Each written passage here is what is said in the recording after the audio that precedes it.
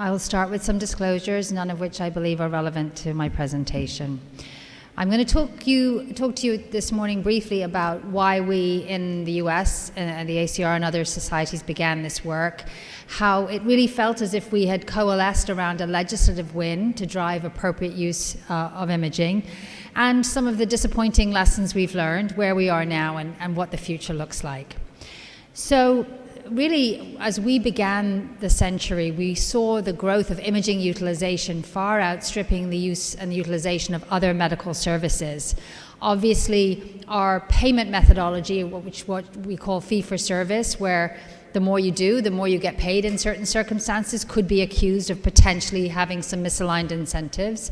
But obviously, the important thing to remember is we had exciting new technology which was driving discovery. So, of course, there was a huge appetite for using that technology. One of the things that's problematic in our payment system is that providers who are not radiologists can purchase their own equipment and send patients to that equipment. They do so at a rate of multiples compared to how they would use imaging when they were referring to radiology. So again, the problem we saw in the early part of the century was that imaging utilization was far outstripping growth in other areas. So our Congress and our payment policy agencies decided that the way to curb that increase in utilization was to reduce the payment for it. I won't go into detail on this graphic, but we saw a series of cuts to payments just with the idea of reducing utilization. What did that mean? Well, unfortunately, there were some unintended consequences where we saw radiologists who had perhaps already invested in equipment that they needed to continue to pay off, or coming out of medical school with large amounts of debt, looking to preserve their revenue and working harder than ever, and in doing so, removing themselves from the important work of collaborating with colleagues and even connecting with patients. So around that time, because of course we also saw the advent of the PACS systems that allowed us to read remotely, we saw the concept of the invisible radiologist. So we were really out of the view of our clinical colleagues. And we knew that something needed to change, but we were able to look back into our history because already in 1993, the ACR had developed a task force on appropriate use in imaging and really had put an enormous amount of effort, volunteer effort largely, in collaboration with other societies, evidence-based appropriate use guidelines, which were sitting there, unfortunately, on paper, so not really very useful in the clinical setting. Well, let's fast forward then to 2010. Here we see President Obama signing the Affordable Care Act, also known as Obamacare. And what this really looked to do was change the way we pay for healthcare in the US from a volume-based methodology to a value-based methodology. So at that time, we started asking ourselves, how can we be part of the solution and not be part of the problem, which is what a lot of people felt we were because of that increased imaging utilization. The administrator for Medicare, which is our insurance for the elderly and those with chronic disease, coined the term the triple aim. The goals that we had were to improve the experience of care, increase the health of the population, and do so at lower cost. We've since added a fourth aim, which is to improve the work-life balance of those who provide care. And around that time, we started an initiative that we called Imaging 3.0, which was about making radiologists visible again and making sure that everyone knew the value that we delivered. And one of the key things that we knew we needed to do was double down on appropriate imaging. How did we drive utilization of appropriate imaging and reduce overuse and inappropriate imaging? So that spoke to culture change, because as I say, we had become a little bit focused on volume and somewhat invisible.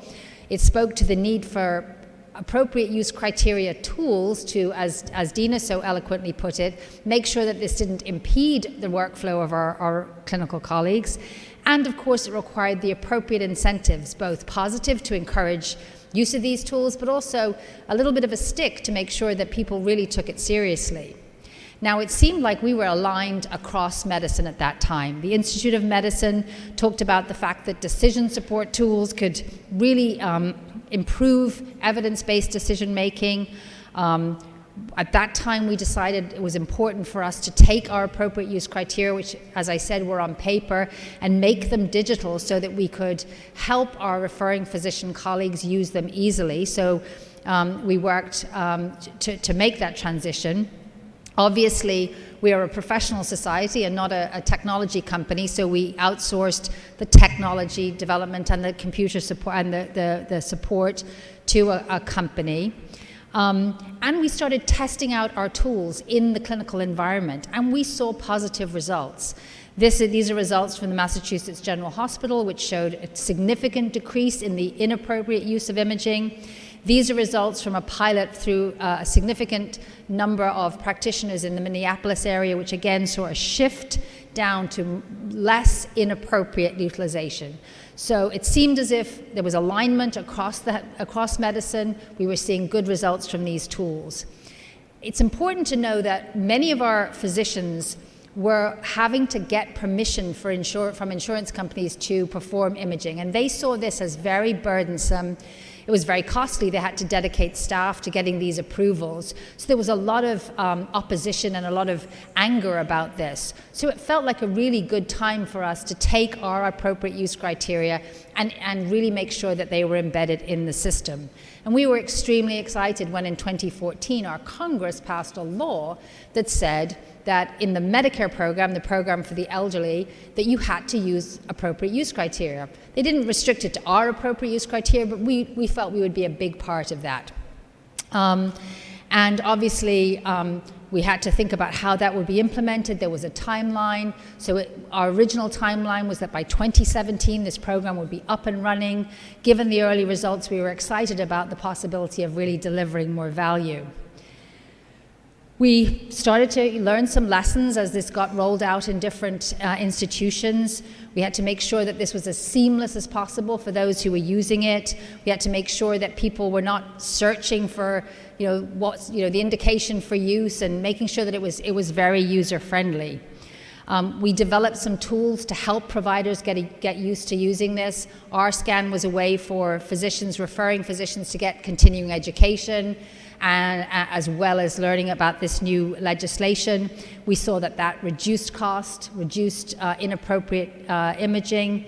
We created another program to introduce medical students to the need for appropriate imaging called Radiology Teaches. So really things felt like they were going really well. And then we sort of got a bit of a nasty surprise in that all of our referring physician colleagues, or many of them, who'd been complaining about the need to get permission from insurance companies and who told us that they wanted decision support tools, started objecting to the use of our clinical decision support. That was extremely disappointing to us.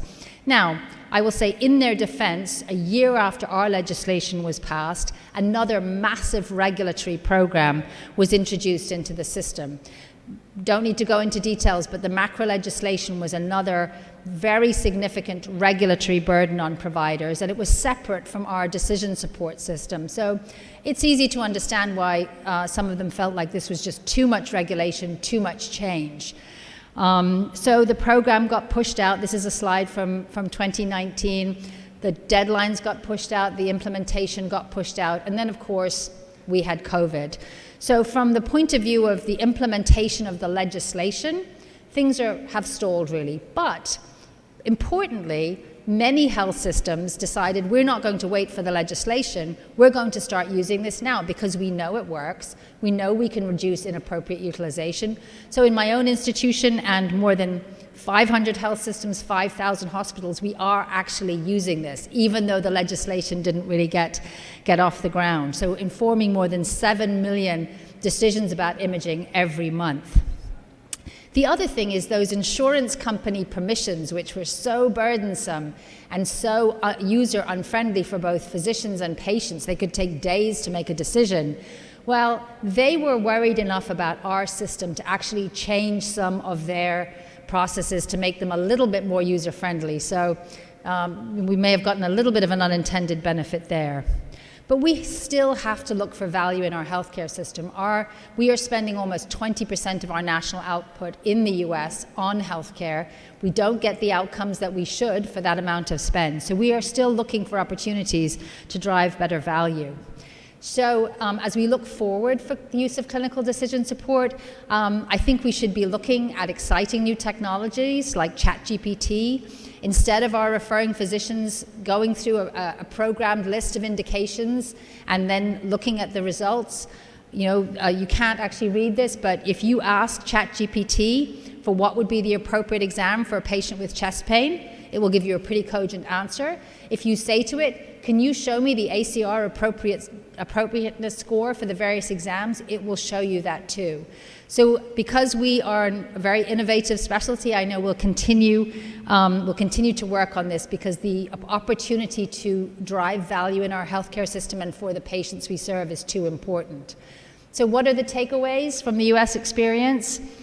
Evidence-based imaging utilization is essential to value-based care. Whatever the barriers, we must continue in this effort, but never underestimate how difficult people find change and disrupting their current pathways, even if they've told you that they're very unhappy with the current situation. We have to align the incentives. There have to be the right incentives for providers to use these tools, and we have to be adaptable. We may find ourselves in a few years looking for an updated version of the legislation. We may use tools like ChatGPT to make it more user-friendly. But we always have to remember the most important stakeholder that we have to work around is our patients. They deserve to know that the imaging that they're getting, as my colleague Bib Allen said, is all of the imaging that is beneficial and necessary, and none that is not. Thank you. Thank you, Geraldine. Now I'd like to welcome my friend Michael Kawuya from Uganda to talk about justification, a challenging issue of the situation in Africa.